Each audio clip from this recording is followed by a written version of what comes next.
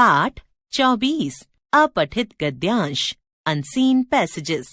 अपठित का अर्थ है जिसे पहले से न पढ़ा गया हो और गद्यांश का अर्थ है गद्य का अंश या भाग, अर्थात पहले से न पढ़े गए गद्य के अंश को अपठित गद्यांश कहते हैं। इसके अंतर्गत परीक्षा में बच्चों को एक गद्यांश देकर उस पर आधारित कुछ प्रश्न पूछे जाते हैं। उन प्रश्नों के उत्तर उन्हें अपनी भाषा में लिखने होते हैं। इसके अभ्यास से बच्चों में रचनात्मक कौशल व पढ़कर समझने की योग्यता का विकास होता है। साथ ही बच्चों की भाषा पर पकड़ मजबूत होती है और व्याकरण का ज्ञान भी बढ़ता है।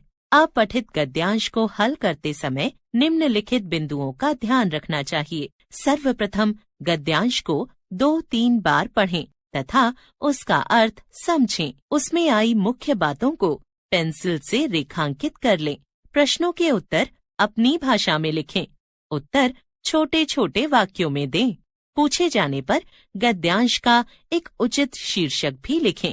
अपठित गद्यांश के कुछ उदाहरण। अपठित गद्यांश 1। जो व्यक्ति समय का सदुपयोग करता है वह जीवन में बड़ी बड़ी सफलताएं प्राप्त करता है। मैडम क्यूरी ने रात रात भर जागकर मेहनत की, 20-20 घंटे प्रयोगशाला में लगाए और रेडियम की खोज की। बुद्धिमान व्यक्ति अपने जीवन के प्रत्येक क्षण का सदुपयोग करते हैं। जो समय पर काम करने की आदत डाल लेते हैं उनके सभी काम पूरे हो जाते हैं और वे अपना सामाजिक तथा व्यक्तिगत जीवन सफलतापूर्वक जीते हैं। उपर्युक्त गद्यांश को पढ़कर निम्नलिखित प्रश्नों के उत्तर दीजिए। प्रश्न 1। समय का सदुपयोग करने से क्या होता है? उत्तर। समय का सदुपयोग करने से जीवन में बड़ी बड़ी सफलताएं प्राप्त होती हैं। प्रश्न 2। रेडियम की खोज किसने की और कैसे? उत्तर। रेडियम की खोज मैडम क्यूरी ने की। उनकी सच्ची लगन और कठोर परिश्रम से यह खोज संभव हुई। प्रश्न 3। जीवन में कैसे व्यक्ति सफल होते हैं? उत्तर। जो व्यक्ति प्रत्येक क्षण का सदुपयोग करते हैं वे जीवन में सफल होते हैं। प्रश्न 4। इस गद्यांश का उपयुक्त शीर्षक लिखिए। उत्तर। समय का सदुपयोग। अपठित गद्यांश 2। किसी जंगल में एक डाकू रहता था। वह लोगों को मारकर उनकी अंगुली काट लेता था। बाद में उनकी माला बनाकर अपने गले में डाल लेता था, इसलिए लोग उसे अंगुली माल बुलाते थे। एक बार जंगल से महात्मा बुद्ध गुजर रहे थे। उन्हें देखते ही अंगुली माल प्रसन्न हो गया कि आज उसे कुछ और अंगुलियां माला में पिरोने के लिए मिलेंगी। उसने गरजते हुए महात्मा बुद्ध से कहा, ठहर जा। महात्मा बुद्ध शांत स्वभाव से मुस्कुराते हुए बोले, मैं तो ठहर गया, पर तुम कब ठहरोगे?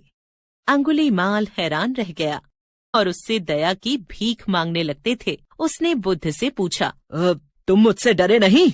अगर मैं चाहूँ तो तुम्हें मारकर तुम्हारी अंगुलियां अपनी माला में डाल लूं। बुद्ध शांत भाव से बोले, पुत्र, इस संसार में ऐसा कौन है जो मरा नहीं? एक दिन तो सभी को मरना है, तुम्हें भी मुझे भी, फिर मृत्यु से डर कैसा?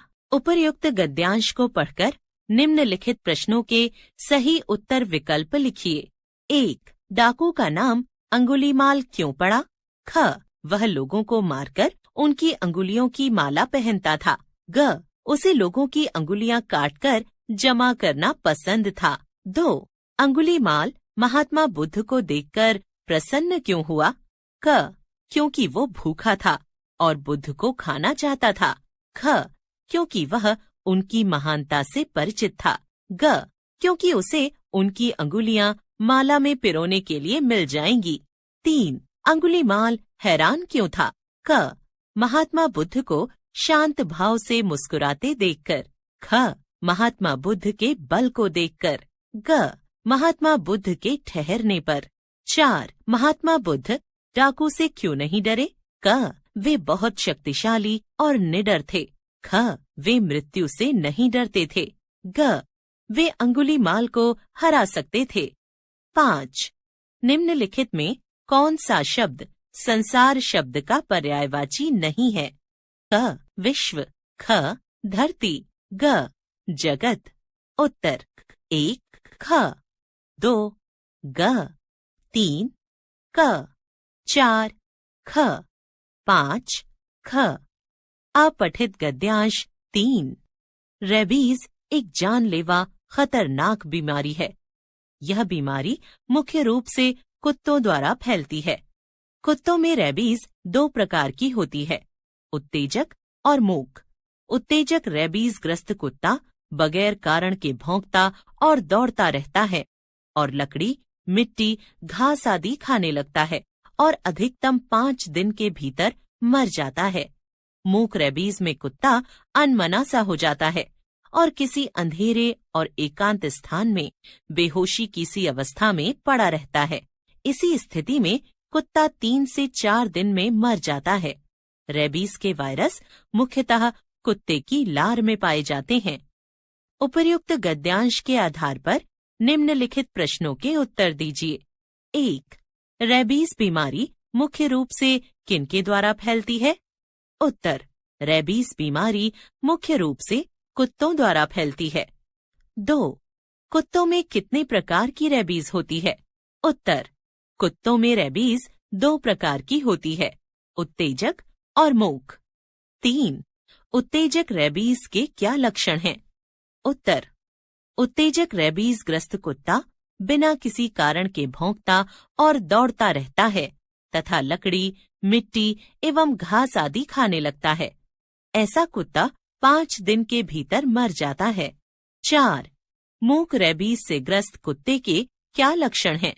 उत्तर: मूक रेबीज में कुत्ता अनमना सा हो जाता है और किसी अंधेरे तथा एकांत स्थान में बेहोशी की अवस्था में पड़ा 3-4 दिन में मर जाता है।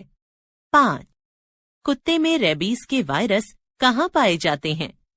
उत्तर: रेबीज के वायरस मुख्यतः कुत्ते की लार में पाए जाते हैं।